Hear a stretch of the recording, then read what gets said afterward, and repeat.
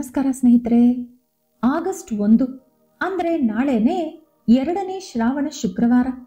ಶ್ರಾವಣ ಶುಕ್ರವಾರಗಳಿಗೆ ತುಂಬಾ ಶಕ್ತಿ ಇರುತ್ತದೆ. ಶ್ರಾವಣ ಶುಕ್ರವಾರಗಳಲ್ಲಿ ಮಹಾಲಕ್ಷ್ಮಿಯನ್ನು ಪೂಜಿಸಿದರೆ ಲಕ್ಷ್ಮೀ ದೇವಿ ನಿಮ್ಮ ಮನೆಯಲ್ಲಿ ಶಾಶ್ವತವಾಗಿ ಇರುತ್ತಾರೆ. ಹಾಗೆ ನಿಮ್ಮ ಕುಟುಂಬದಲ್ಲಿ ಸುಖ ಸಂತೋಷ ಹೆಚ್ಚಾಗುತ್ತದೆ. ಮಹಿಳೆಯರು ದೀರ್ಘ ಸುಮಂಗಳಿಯಾಗಿ ಇರಬೇಕಂದ್ರೆ ತಪ್ಪದೆ ಶ್ರಾವಣ ಶುಕ್ರವಾರದಂದು ಲಕ್ಷ್ಮೀ ದೇವಿಯನ್ನು ಪೂಜಿಸಬೇಕು. ಎಷ್ಟೋ ಶಕ್ತಿಯುತವಾದ 2ನೇ ಶ್ರಾವಣ ಶುಕ್ರವಾರದಂದು ಲಕ್ಷ್ಮೀ ದೇವಿಯನ್ನು ಯಾವ ರೀತಿ ಪೂಜಿಸಬೇಕು ಎಂದು ಈ ವಿಡಿಯೋದಲ್ಲಿ ತಿಳಿದುಕೊಳ್ಳೋಣ. ಆದರೆ ಅದಕ್ಕೂ ಮುಂಚೆ ನೀವಿನ್ನೂ ನಮ್ಮ ಚಾನೆಲ್ ಅನ್ನು ಸಬ್ಸ್ಕ್ರೈಬ್ ಮಾಡ್ಕೊಂಡಿಲ್ಲ ಅಂದ್ರೆ ಖಂಡಿತ ಈಗಲೇ ಸಬ್ಸ್ಕ್ರೈಬ್ ಮಾಡ್ಕೊಳ್ಳಿ. ಹಾಗೆ ಈ ವಿಡಿಯೋ ಇಷ್ಟ ಆದ್ರೆ ಮರೀದೇ ಒಂದು ಲೈಕ್ ಕೊಡಿ. ಸ್ನೇಹಿತರೆ, ಅತಿ ಪವಿತ್ರವಾದ ಶ್ರಾವಣ ಶುಕ್ರವಾರಗಳಲ್ಲಿ ಲಕ್ಷ್ಮೀ ದೇವಿಯನ್ನು ಪೂಜಿಸಿದರೆ ನೀವು ಬೇಡಿದ ಎಲ್ಲಾ ಕೋರಿಕೆಗಳು ಕೂಡಲೇ ಈಡೇರಿ ಲಕ್ಷ್ಮೀ ದೇವಿ ಅನುಗ್ರಹದಿಂದ ನಿಮ್ಮ ಮನೆಯ ಐಶ್ವರ್ಯ ದುಪ್ಪಟ್ಟು ಬೆಳೆಯುತ್ತದೆ. ಹಾಗಾಗಿ 2ನೇ ಶ್ರಾವಣ ಶುಕ್ರವಾರದಂದು ಪ್ರತಿಯೊಬ್ಬರೂ ಮನೆಯಲ್ಲಿ ತಪ್ಪದೆ 2 ಸಲ ದೀಪಾರಾಧನೆ ಮಾಡಿಕೊಳ್ಳಿ.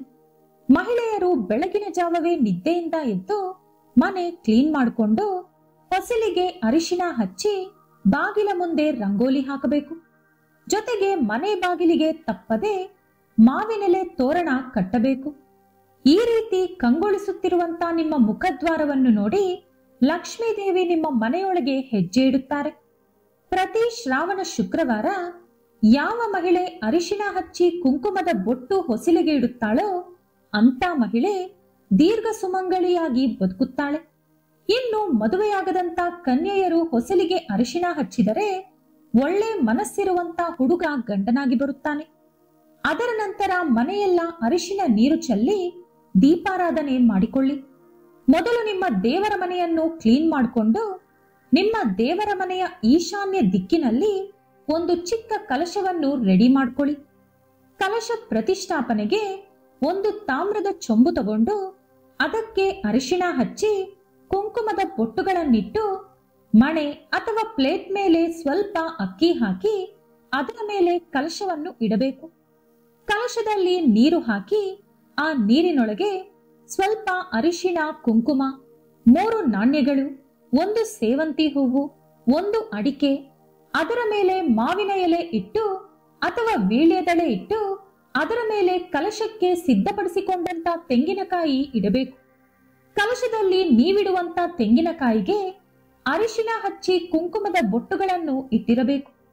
ಶ್ರಾವಣ ಶುಕ್ರವಾರಗಳಲ್ಲಿ ಲಕ್ಷ್ಮೀ ದೇವಿಯನ್ನು ಪೂಜಿಸುವ ಹೆಂಗಸರು ತಪ್ಪದೆ ಅರಿಶಿನ ಬಣ್ಣದ ಬಟ್ಟೆಗಳನ್ನು ಹಾಕಿಕೊಂಡಿರಬೇಕು ಎಂದು ನಮ್ಮ ಶಾಸ್ತ್ರಗಳು ಹೇಳುತ್ತಿವೆ. ಏಕೆಂದರೆ ಶ್ರೀ ಸೂಕ್ತದಲ್ಲಿನ ಮೊದಲನೇ ಶ್ಲೋಕದ ಪ್ರಕಾರ ಅರಿಶಿನ ಬಣ್ಣದ ಬಟ್ಟೆಗಳನ್ನು ಧರಿಸಿ ಹೆಂಗಸರು ಲಕ್ಷ್ಮೀ ದೇವಿಯನ್ನು ಪೂಜಿಸಿದರೆ ಆ ಮನೆಯಲ್ಲಿ ಕೂಡಲೇ ಲಕ್ಷ್ಮೀ ದೇವಿ ಹೆಜ್ಜೆ ಇಡುತ್ತಾರೆಂದು, ಹಾಗೆ ಆ ಮನೆಯೆಲ್ಲ ಕೂಡ ಕನಕ ವರ್ಷದಿಂದ ತುಂಬಿ ಹೋಗುತ್ತದೆ ಎಂದು ಬರೆಯಲಾಗಿದೆ. ಲಕ್ಷ್ಮೀ ಪೂಜೆಯಲ್ಲಿ ಕಲಶ ಇಟ್ಟರೆ ನಿಮ್ಮ ಪೂಜೆಗೆ ದುಪ್ಪಟ್ಟು ಪುಣ್ಯಫಲ ದೊರಕುತ್ತದೆ. ನಿಮ್ಮ ಪೂಜೆಗಳು ನೇರವಾಗಿ ಲಕ್ಷ್ಮೀ ದೇವಿ ಪಾದ ಸೇರುತ್ತದೆ. ಈ ರೀತಿ ಕಲಶವನ್ನು ಪ್ರತಿಷ್ಠಾಪನೆ ಮಾಡಿಕೊಂಡು ಲಕ್ಷ್ಮೀ ದೇವಿಯನ್ನು ಕಲಶದ ರೂಪದಲ್ಲಿ ನೋಡಿಕೊಂಡು ಕಲಶಕ್ಕೆ ಒಂದು ಮಂಗಳಸೂತ್ರ ಅಥವಾ ಅರಿಶಿಣ ದಾರದಲ್ಲಿ ಅರಿಶಿಣ ಕೊಂಬನ್ನು ಕಟ್ಟಿ ಅದನ್ನೇ ತಾಳಿಯಂತೆ ಕಲಶಕ್ಕೆ ಹಾಕಿ ಹೂವುಗಳಿಂದ ಕಲಶವನ್ನು ಅಲಂಕಾರ ಮಾಡಿಕೊಳ್ಳಿ. ಇನ್ನು ದೀಪಾರಾಧನೆ ಮಾಡುವುದಕ್ಕೂ ಮುಂಚೆ ಗಣಪತಿಗೆ ನಮಸ್ಕಾರ ಮಾಡಬೇಕು. ಯಾವ ಶುಭ ಕಾರ್ಯ ಮಾಡುವುದಕ್ಕೂ ಮೊದಲು ಗಣಪತಿ ಪೂಜೆಯಿಂದ ಶುರು ಮಾಡಬೇಕು. ಹಾಗಾಗಿ ಮೊದಲು ಗಣಪತಿಗೆ ನಮಸ್ಕಾರ ಮಾಡಿ ಓಂ ಗಂ ಗಣಪತಿಯೇ ನಮಃ ಎಂಬ ಮಂತ್ರ ಓದುತ್ತಾ ನೀವು ಮಾಡುವಂತ ಪೂಜೆಗೆ ಯಾವುದೇ ವಿಘ್ನ ಬರದೆ ಪೂಜೆ ಮುಗಿಯಬೇಕು ಎಂದು ಗಣಪತಿಯನ್ನು ಬೇಡಿಕೊಳ್ಳಬೇಕು. ನಿಮ್ಮ ದೇವರ ಮನೆಯಲ್ಲಿ ಇರುವಂತ ಲಕ್ಷ್ಮೀ ದೇವಿ ಫೋಟೋಗೆ ಕುಂಕುಮದ ಬೊಟ್ಟನ್ನಿಟ್ಟು ಕೆಂಪು ಗುಲಾಬಿ ಹೂಗಳಿಂದ ಅಲಂಕರಿಸಬೇಕು. ದೇವರ ಪೂಜೆಗೆ ಚಿಕ್ಕ ಸೈಜ್ ಬಳೆಗಳು ಸಿಗುತ್ತೆ. ಅದರಲ್ಲಿ ಕೆಂಪು ಹಾಗೂ ಹಸಿರು ಬಣ್ಣದ ಬಳೆಗಳನ್ನು ತಂದು ಒಂದು ಅರಿಶಿಣ ದಾರಕ್ಕೆ ಆ ಬಳೆಗಳನ್ನು ಕಟ್ಟಿ ಅದನ್ನು ಮಾಲೆಯಂತೆ ತಯಾರಿಸಿ ಆ ಮಾಲೆಯನ್ನು ಲಕ್ಷ್ಮೀ ದೇವಿ ಫೋಟೋಗೆ ಹಾಕಿ ಅಲಂಕರಿಸಬೇಕು. ಈ ರೀತಿ ಶ್ರಾವಣ ಶುಕ್ರವಾರಗಳಲ್ಲಿ ನಿಮ್ಮ ಮನೆಯಲ್ಲಿ ಲಕ್ಷ್ಮೀ ದೇವಿಯನ್ನು ಎಷ್ಟು ಸುಂದರವಾಗಿ ಅಲಂಕರಿಸುತ್ತೀರೋ ಅಷ್ಟು ಐಶ್ವರ್ಯ ನಿಮ್ಮ ಪಾಲಾಗುತ್ತದೆ. ಲಕ್ಷ್ಮೀ ದೇವಿ ಅನುಗ್ರಹ ಕೂಡಲೇ ನಿಮಗೆ ಸಿಗುತ್ತದೆ. ಇನ್ನು ಅದರ ನಂತರ ಲಕ್ಷ್ಮೀ ದೇವಿಗೆ ತಪ್ಪದೆ ತಾಂಬೂಲ ಕೊಡಬೇಕು. ಇದಕ್ಕಾಗಿ ನೀವು 2 ವೀಳ್ಯದೆಲೆ, ಅದರ ಮೇಲೆ 2 ಬಾಳೆಹಣ್ಣು, ಅಡಿಕೆ, 1 ಹೂವು, 1 ರೂಪಾಯಿ ನಾಣ್ಯ ಜೊತೆಗೆ 1 ಜಾಕೆಟ್ ಪೀಸ್ ಇಟ್ಟು ಲಕ್ಷ್ಮೀ ದೇವಿಗೆ ತಾಂಬೂಲ ಸಮರ್ಪಿಸಬೇಕು. ಅದರ ನಂತರ ದೀಪಾರಾಧನೆ ಮಾಡಬೇಕು. ಆದರೆ ವಿಶೇಷವಾಗಿ ಶ್ರಾವಣ ಶುಕ್ರವಾರಗಳಲ್ಲಿ ಪೂಜೆ ಮಾಡುವಾಗ 2 ಮಣ್ಣಿನ ದೀಪ ಹಚ್ಚಿದರೆ ತುಂಬಾ ಒಳ್ಳೆಯದು. ಆ ದೀಪಕ್ಕೂ ಕೂಡ ಕುಂಕುಮ ಬೊಟ್ಟುಗಳನ್ನು ಇಟ್ಟಿರಬೇಕು. ಸಂಜೆ ಉಪ್ಪಿನ ದೀಪ ಹಚ್ಚಿದರೆ ತುಂಬಾ ಒಳ್ಳೆಯದು. ಇನ್ನು ಹಸು ತುಪ್ಪದಿಂದ ದೀಪವನ್ನು ತುಂಬಿಸಿ ಅದರಲ್ಲಿ 5 ಬತ್ತಿಗಳನ್ನಿಟ್ಟು ದೀಪಾರಾಧನೆ ಮಾಡಬೇಕು. ದೀಪಾರಾಧನೆ ಮಾಡಿದ ನಂತರ ಲಕ್ಷ್ಮೀ ದೇವಿ ಅಷ್ಟೋತ್ತರ ಶತನಾಮಾವಳಿ ಓದುತ್ತಾ ದೇವಿಯನ್ನು ಪೂಜಿಸಬೇಕು. ಅದರ ನಂತರ ಕನಕದಾರ ಸ್ತೋತ್ರ ಕೂಡ ಓದಬೇಕು. ಈ ಸ್ತೋತ್ರಗಳು ಗೊತ್ತಿರದವರು ಓಂ ಮಹಾಲಕ್ಷ್ಮೀ ದೇವಿ ನಮಃ ಎಂದು ಓದುತ್ತಾ ಹೂಗಳಿಂದ ದೇವಿಯನ್ನು ಪೂಜಿಸಬೇಕು. ಇನ್ನು ಲಕ್ಷ್ಮೀ ದೇವಿ ಪೂಜೆಯಲ್ಲಿ ನೈವೇದ್ಯವಾಗಿ ಪುಳಿಯೋಗರೆ, ವಡೆ, ಪಾಯಸ, ಉದ್ದಿನ ವಡೆ, ಕಜ್ಜಾಯ, ಒಬ್ಬಟ್ಟು, ಪಾನಕ ಮುಂತಾದ ನೈವೇದ್ಯಗಳನ್ನು ಸಮರ್ಪಿಸಬೇಕು. ಇಷ್ಟೊಂದು ಮಾಡಲು ಸಾಧ್ಯ ಆಗದಿದ್ದರೆ ಯಾವುದೋ ಒಂದನ್ನು ತಯಾರಿಸಿದರೂ ಕೂಡ ಸಾಕು. ಆದರೆ ಲಕ್ಷ್ಮೀ ದೇವಿಗೆ ಸಿಹಿ ಪದಾರ್ಥ ಅಂದರೆ ತುಂಬಾ ಇಷ್ಟ. ಹಾಗಾಗಿ ನೀವು ಖಾರ ಮಾಡಿದರೂ ಕೂಡ 1 ಸಿಹಿ ಪದಾರ್ಥವಾದರೂ ಮಾಡಬೇಕು. ಒಂದು ವೇಳೆ ಸಿಹಿ ಪದಾರ್ಥ ಮಾಡಿದರೆ ಖಾರ ಮಾಡೋ ಅಗತ್ಯ ಇಲ್ಲ. ಇನ್ನು ಕೊನೆಯದಾಗಿ ಕರ್ಪೂರ ಹಚ್ಚಿ ದೇವಿಗೆ ಮಂಗಳಹಾರತಿ ಕೊಡಬೇಕು. ಪೂಜೆಯ ನಂತರ ತಿಳಿದು ಅಥವಾ ತಿಳಿಯದೆ ಮಾಡಿರುವ ತಪ್ಪುಗಳಿದ್ದರೆ ಅದನ್ನು ಕ್ಷಮಿಸು ಎಂದು ದೇವಿಯನ್ನು ಭಕ್ತಿಯಿಂದ ಬೇಡಿಕೊಳ್ಳಬೇಕು. ನಿಮಗಿರುವ ಕಷ್ಟಗಳು ಹಾಗೂ ನಿಮ್ಮ ಮನಸ್ಸಿನಲ್ಲಿರುವಂತಹ ಕೋರಿಕೆಗಳನ್ನು ದೇವಿಗೆ ಹೇಳಿಕೊಂಡು ಭಕ್ತಿಯಿಂದ ನಮಸ್ಕಾರ ಮಾಡಿ ನಿಮ್ಮ ಪೂಜೆಯನ್ನು ಮುಗಿಸಬೇಕು. ಶ್ರಾವಣ ಶುಕ್ರವಾರ ಪೂಜೆ ಮಾಡಿದ ನಂತರ 3 ಅಥವಾ 5 ಮುತ್ತೈದೆಯರನ್ನು ಮನೆಗೆ ಕರೆದು ತಾಂಬೂಲ ಕೊಟ್ಟರೆ ಒಳ್ಳೆಯದು.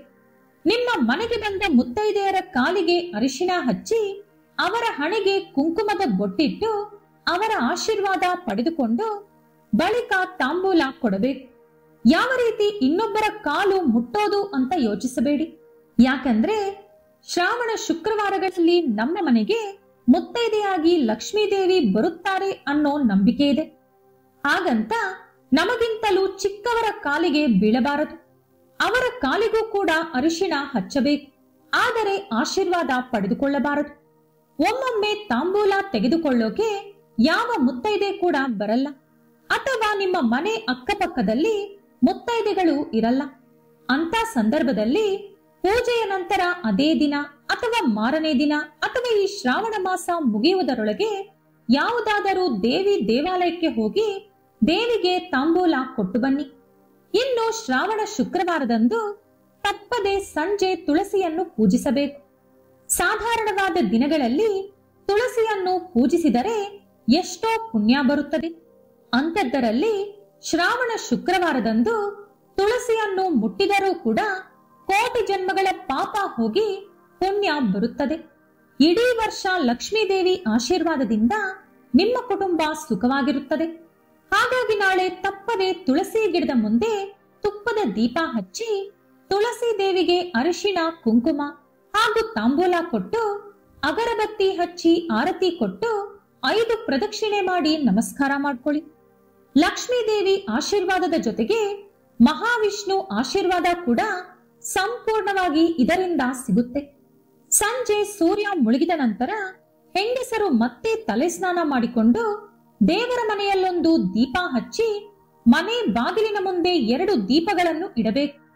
ಈ ರೀತಿ ಶ್ರಾವಣ ಶುಕ್ರವಾರ ಮಾಡುವುದರಿಂದ ನೀವಿಡುವಂತ ದೀಪದ ಕಾಂತಿ ಲಕ್ಷ್ಮೀ ದೇವಿಗೆ ನಿಮ್ಮ ಮನೆಯ ದಾರಿ ತೋರಿಸಿ ಅವರನ್ನು ಆಹ್ವಾನಿಸುತ್ತದೆ. ಹಾಗಾಗಿ ಲಕ್ಷ್ಮೀ ದೇವಿ ನಿಮ್ಮ ಮನೆಯಲ್ಲಿ ಶಾಶ್ವತವಾಗಿ ಇರುತ್ತಾಳೆ. ಈ ವಿಡಿಯೋ ಇಷ್ಟ ಆದ್ರೆ ಲೈಕ್ ಮಾಡಿ, ಶೇರ್ ಮಾಡಿ. ಇಂತಹ ಹೆಚ್ಚಿನ ಉತ್ತಮ ಮಾಹಿತಿಗಳಿಗಾಗಿ ತಪ್ಪದೇ ನಮ್ಮ ಚಾನೆಲ್ ಅನ್ನು ಸಬ್ಸ್ಕ್ರೈಬ್ ಮಾಡ್ಕೊಳ್ಳಿ. ನಾಳೆ ಮತ್ತೊಂದು ವಿಡಿಯೋದೊಂದಿಗೆ ಪುನಃ ಭೇಟಿಯಾಗೋಣ. ಧನ್ಯವಾದಗಳು.